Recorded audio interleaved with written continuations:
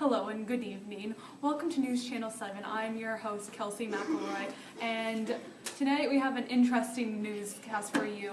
And we're going to start off with Allie Boyle with the news. Now to you, Allie. Hi, this is Allie Boyle reporting for News Channel 7. We have King Lear out here in this raging storm. No one can find him. We have Kent out here trying to find him. This is ridiculous. He's out here all by himself. He's just surrounded by all of this storm.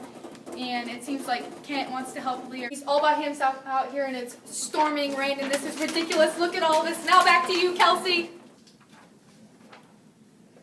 Thank you, Allie. That was very interesting. Now, we will get Allie back in the studio here in a little bit to continue her discussion on that. It's time for a commercial break. See you. Good evening, folks, and we are back. We have a little interview for you with the Allie Boyle right here in the studio. We are going to get the deets on what's going on. Hi, Allie. Hi, how are you today, Kelsey? I am great. How are you? I'm fabulous. All right. So, first question. Where is the king? Where's the king? That's the best question. He's all by himself outside right now, only accompanied by the fool. He's probably out in the shelter. We've been looking for him all day, but I mean, I've been out there all day. You just can't find him. Yeah. How was it outside? Like, what does it remind you of? Like, the weather, like everything. What does it remind you of? That storm was so ridiculous outside. The rain was everywhere. The wind was everywhere. I cannot imagine how King Lear is feeling right now. And it reminds me of how King Lear acts and how the storm relates to that because they're both ferocious. And it reminds me of how King Lear can be with his authority and be ferocious with that also. And since nobody's under the rule of King Lear anymore, he's going mad. Like, he can't handle himself anymore. He's losing his sanity. Yeah, so don't mean to interrupt you, but how do you think the king feels? Like emotionally, how is his emotional state? Well, he feels bad. He lost his sanity. He doesn't have any humility anymore. He feels as if he's not on this planet. And it shows the power of nature and how he recognizes his sense of powerlessness and he needs to get his mortality back. And it creates a sense of humility in him for one thing. Just as everyone else, nature takes no pity on any man. That is a very good point. I totally agree with that. Poor king out there. All by himself, only with the fool. Silly fool. So what do you think he as in the king, what do you think he's thinking right now? Well, he's probably thinking, I need to reprioritize my values and become humble and caring once again to all my friends and family in order to get my life back. And I think that the storm represents how confused and alone he is with everything like around him, like falling into a ruckus, and it's just ridiculous. Yeah, that's terrible. And do you think he'll be? I'm sorry. Do you think he'll be okay? Yeah, I think he will be. We have the fool out there, and we do have Kent out there looking for him also. But we have witnesses telling us that he was talking to one of King Lear's knights and telling him that he needed to go to Dover and where he would find friends or allies in order to help King Lear in his cause, which basically means trying to help him get his sanity back. And but he'll be fine. The fool's with him. We'll make him feel better, get his mind off the topic of him losing his authority, and I think he'll be fine. We'll find him. Thank you so much, Allie. It was such a pleasure. Come on, everybody, applause. Like, that was beautiful. Thank you. All right, we will be back after a short break. Thank you, Allie. Now we have Alexis with our entertainment tonight. To you, Alexis. Hi, I'm Alexis with your entertainment tonight. Tonight we will be going into Gloucester's castle to hear all the juicy gossip that has been going on. First of all, Gloucester gets a letter from... So, Gloucester gets a letter from the French army that says that they are going to invade Britain, and he trusts his son Edmund to not tell anyone about this letter.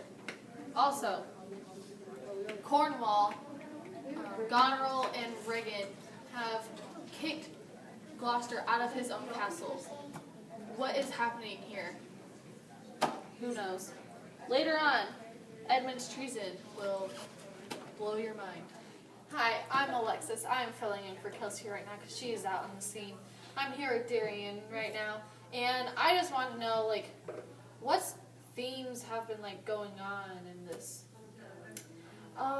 Currently, King Lear is deciding that he'd rather be out in the storm than in the hovel, and this has to do with a bit of development of like madness in nature, and like the madness is King Lear. He's literally losing it because he realizes all he's done wrong as king and what he needs to do better. And for nature, like the storm that's going on that he'd rather be in is it's representing like the war that's going to happen, that's about to happen, and that's happening right now with Lear, like inside him emotionally. Thanks. What is happening to King Lear in this time right now? King Lear, he is currently out in the storm, deciding not to go into a hovel because he thinks that it's going to protect him more from the storm. He says like he doesn't want to go in the storm because, or he doesn't want to go in the hovel because the storm he thinks is protecting him more from thoughts, more than the thoughts that would hurt him forever. And this goes back to how he is feeling bad. So, why does King Lear prefer the storm rather than the hovel? Thank you. As I said before, he prefers it because the storm is distracting him from everything that's going on right now in his life and how bad he feels for Cordelia and how wrong he knows he was. And it's just saying that the storm is protecting him by distracting him from the thoughts that he's having about her. So. Great. What does Lear say he should have done better when he was king? King Lear talks about this for a minute, where he says that because he's out in the storm and he realizes how bad the weather gets and how cold he is and all those other things that come along with being outside during a thunderstorm, that he's now starting to realize that when he was king that he could have done more for the poor and the homeless, and like he's asking like how are they surviving out here when it's just so cold and so windy and just brutal. And he says that he feels bad because he did nothing to protect them and he should have done a lot more. And Thank you, Darian. That was very interesting. After this, I'll be back to talk about how Edmund committed treason. And we're going to welcome back Alexis here. Alexis, just a few questions for you. Why do you think Edmund committed treason? Well, I think he did it because he was trying to get back at his father Gloucester for not treating him as well as he treated Edgar. Since he was the illegitimate child, he believes that, you know, his father doesn't care about him. He wants to get his father's inheritance. And he believes that the only way he can do that is to get rid of his father. Yeah, thank you. Why? Why did Cornwall believe him? It doesn't process to me why Cornwall would believe him. Well, I think that Cornwall believed Edmund because Edmund has been trying to prove to Cornwall, Regan, Goneril, and everyone else in Gloucester's castle that he can be, that he is loyal to them, and that he will do anything to inherit his father's land and in his name as Earl of Gloucester. But, you know, you never know what's going to happen. And I think Cornwall, he had no doubt that Edmund was even lying to him.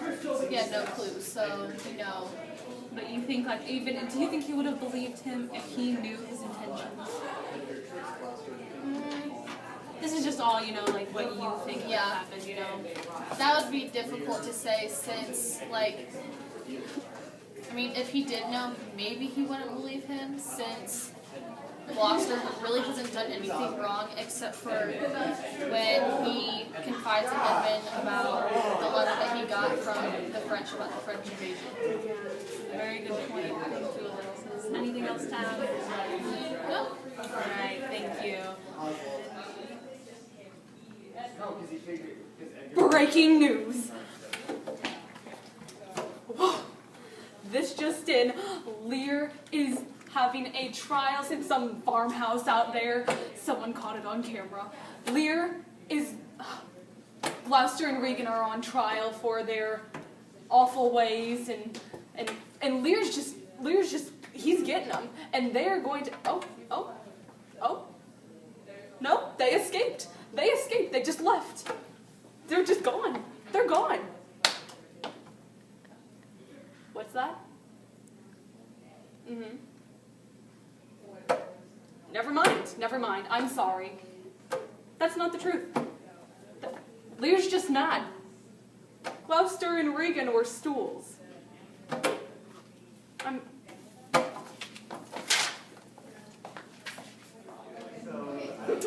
Hello, and we're back. We are going to send it right back to Makayla Hicks with our report on Gloucester. It's an interesting one, guys. Stay tuned. I'm Makayla for News Channel 7, and I have breaking news on Gloucester's injuries. Gloucester has been tortured by Cornwall, Goneril, Regan, and his own son Edmund. Sources say his eyes have been plucked out. It all started when Oswald reports that Gloucester has helped King Lear and the Fool escape. Now they see Gloucester as a traitor and decides he needs to be punished. Regan suggests that they hang Gloucester instantly, but Goneril decides it would be better if they just pluck his eyes out. Oswald reports back that King Lear is on his way to Dover, courtesy of Gloucester. Cornwall makes Goneril and Edmund go back to Goneril's castle because having Edmund in the same castle when his father's getting tortured is just too morbid for these people. Cornwall's servants drag Gloucester into a room in his own castle and tie him to a chair. Cornwall and Regan try to persuade Gloucester to tell them exactly where they sent Lear. Gloucester does not budge. He attacks Cornwall and Regan for their immoral treatment of Cornwall then rips out Gloucester's first eye. Before immediately taking out the second eye, one of Cornwall's servants decides to rebel. Cornwall draws his sword. The servant wounds him, but immediately Regan stabs the servant in the back and kills him. Cornwall then quickly takes out Gloucester's other eye, leaving him completely blind. He calls for his son Edmund for help, but Regan tells him it was Edmund that had turned him in. Gloucester now realizes that Edmund has been a traitor this whole time, and that his other son, Edgar, is truly innocent. Cornwall and Regan send Gloucester outside to fend for himself. Cornwall's servants are shocked at what they had just witnessed, so they decide that they're going to help Gloucester. So as of now, Cornwall is injured and Gloucester is blind. I'll be back to talk more about this after the commercial break. Hi, and now we're back here with Makayla, and she's going to just tell us a little bit more about the effects of this whole situation here. So I think this event has really shown the ingratitude of the young. They did this to their elder, Gloucester is the elder of Regan and Goneril, and Edmund did this to his own father. And this mirrors the situation that is currently going on with Lear and his daughters and how they are disrespecting him. I think this also shows reality versus appearance, because to Gloucester it appeared that these people were his friends and his allies, but really they were against him and they were trying to take over his castle, and they ended up actually making him go blind. And Poor man. yeah, Very awful. Gloucester's eyes. Yeah, so were there any last words before his eyes were gouged out? Did Gloucester say anything? Gloucester said, "I shall see the winged vengeance overtake such children." And Cornwall would responded, "See thou shalt never." Which is funny because he actually can't see that Cornwall is about to take his eyes out, but Gloucester didn't know that yet. And this shows sight versus insight perfectly. When Gloucester went blind, he could finally see that Edmund is a traitor and out to get him, and that Edgar is his loyal son. So Gloucester could actually see better once he went blind. Yeah. It's a very good, very interesting and valid. You're welcome. Alright, that's all the time we have for tonight, folks. We'd like to send a special thanks to Allie Boyle, Alexis Minor-Smith, Makayla Hicks, and Darian Brennemeyer. I'm Kelsey McElroy, and just to sum up tonight for you guys, King Lear was lost, now he's in Dover. Edmund's treason. Cornwall was injured by his servant, keep in mind, by his servant. Lear has gone mad. He's completely lost it. And Gloucester, his eyes were ripped out, and now he's blind. So, like I said, that's all the time we have for tonight, folks. Thank you for joining us. We will see you next time.